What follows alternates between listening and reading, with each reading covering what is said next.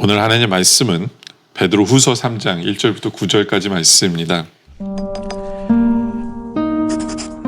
사랑하는 자들아, 내가 이제 이 둘째 편지를 너희에게 쓰노니 이 두 편지로 너희의 진실한 마음을 일깨워 생각나게 하여 곧 거룩한 선지자들이 예언한 말씀과 주 되신 구주께서 너희의 사도들로 말미암아 명하신 것을 기억하게 하려 하노라.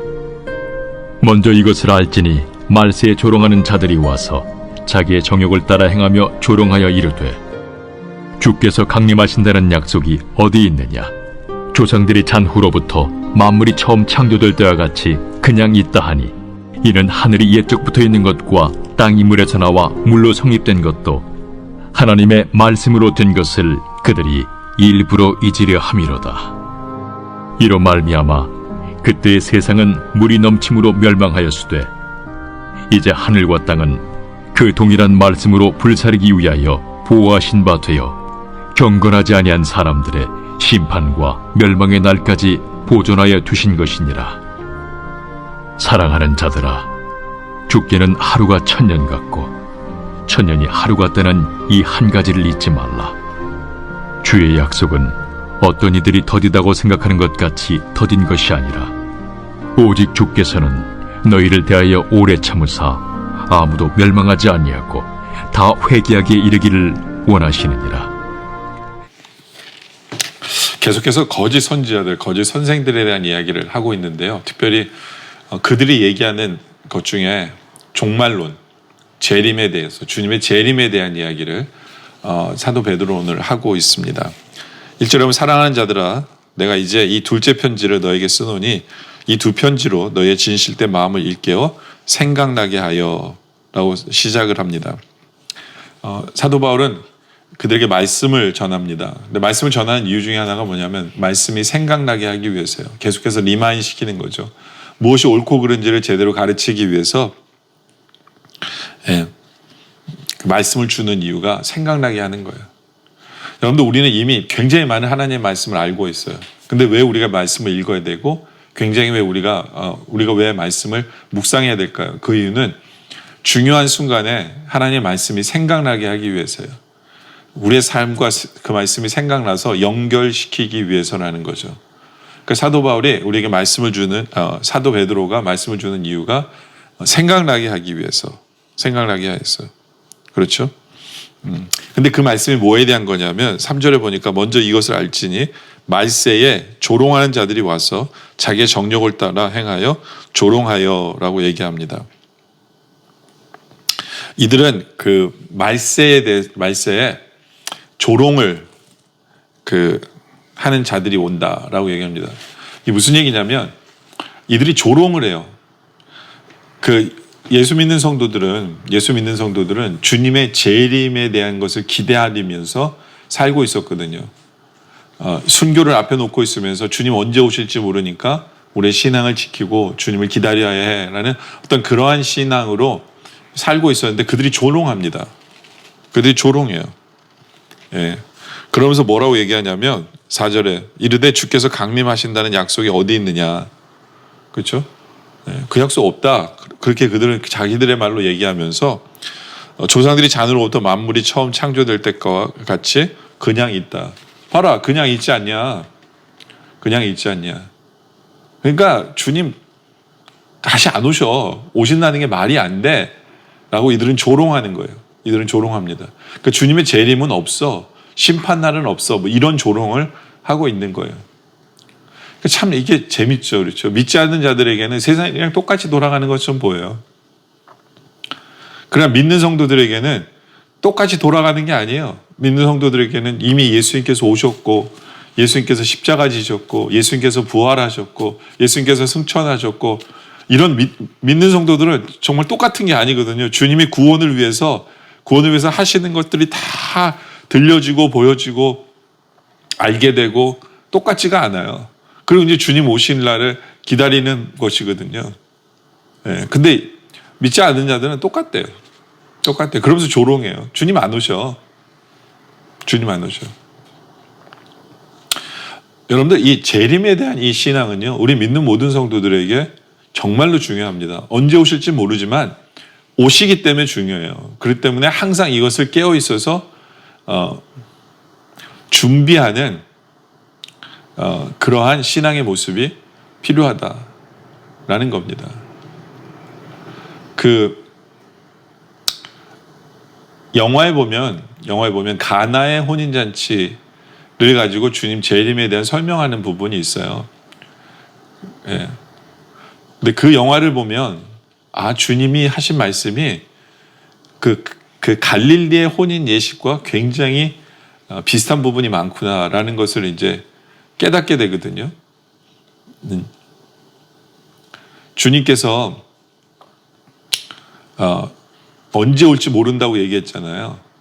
그 가나의 혼인잔치가 바로 그래요. 신랑이 신부와 약혼을 합니다. 약혼을 해요.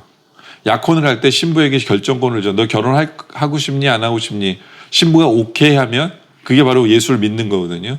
오케이 하잖아요. 예? 그러면 이제 신랑이 내가 너를 데리러 나중에 다시 오게 합니다. 가나의 혼인잔치는.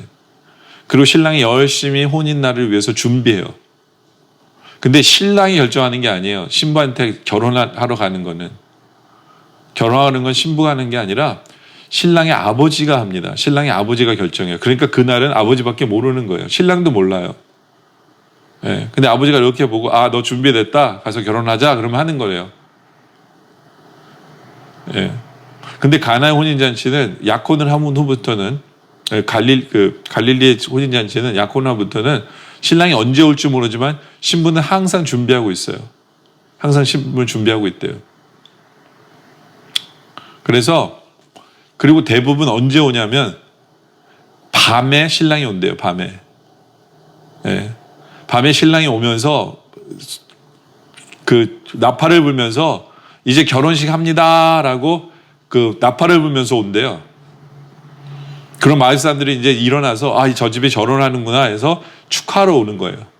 그래서 결혼식이 시작이 된대요. 그러니까 주님은 그 갈릴리의 혼인 예식, 신부가 신랑을 맞이하는 그거를 생각하시면서 예언을 하신 거예요. 예언하신 거죠. 예. 그러니까 주님밖에 몰라요. 그러나 분명히 신랑은 오거든요. 신랑은. 그렇죠? 그렇기 때문에 주님은 분명히 오신다. 주님은 분명히 오신다. 우리는 그것을 늘 준비하며 살아야 되는 것이다. 라는 거예요. 예. 그러면서 그 노아의 때를 설명을 합니다. 6절에 보면 이로 말미암아 그들은 세상에 물이 넘침으로 멸망하였으되, 그렇죠? 노아 시대 때 홍수 안 질 거야 하다 그들 다 멸망했잖아요. 아니에요. 분명 오니까 항상 준비해야 돼요. 항상 노아 때를 우리가 이렇게 본을 삼아서 주님은 오시기 때문에 항상 준비하고 있어야 돼라는 그런 마음 자세로 살아야 된다라는 것입니다. 또 8절에 보면 사랑하는 자들아 주께는 하루가 1000년 같고 1000년이 하루 같다는 이 한 가지 잊지 마라. 이건 뭐냐면 하나님의 시간과 우리의 시간이 달라요. 네? 시간은 하나님께 맡기면서 사는 거예요. 시간을 내 시간이라고 생각하는 게 아니에요. 네. 우리가 길다라고 생각하지만 하나님께는 짧을 수 있거든요. 우리가 시간 때문에 조급해할 필요 없어요. 시간은 하나님께 맡기고 주님 언제든 주님 원하실 때 오세요. 저는 준비합니다. 네? 저는 항상 준비되어진 삶으로 삽니다. 이것이 시간을 하나님께 맡긴 성도의 삶이에요. 네? 하나님 시간에 이루어주세요. 기도도 마찬가지예요. 하나님 시간에 응답하실 줄 믿습니다. 저는 인내하며 기도합니다. 믿으며 기도합니다. 바로 그거죠. 항상 우리의 믿음은 시간을 하나님께 맡기는 거죠. 예, 바로 그렇게 살아가야 된다라는 거예요. 그리고 9절에 보면 주의 약속은 어떤 이들이 더디라고 생각하는 것 같이 더딘 것이 아니요 오직 주께서는 너희를 대하여 오래 참으사 아무도 멸망하지 않고 다 회개하기에 이르기를 원하시느니라. 왜 주님이 늦게 오세요? 그 이유는 한 사람이라도 구원하기 위해서요. 사랑하기 때문에 그래요. 우리는 자꾸 나만 생각하니까 주님 왜 빨리 안 오세요 하지만 하나님은 나만 사랑하는 게 아니에요. 내 주위에 있는 사람도 사랑하세요. 내 주위에 아직 예수를 믿지 않는 사람도 사랑하세요. 그렇죠? 우리는 그것을 인정해야 돼요. 그것을 인정해야 돼요. 우리는 자꾸 내 중심적으로만 생각해요. 하나님 나만 사랑한다 착각하지 마시기 바랍니다. 내 주위에 있는 사람도 생각해요. 그 때문에 우리 생각에 늦게 오시는 것 같지만 하나님이 오시는 시간은 완벽한 거죠. 하나님의 사랑도 완벽한 거고.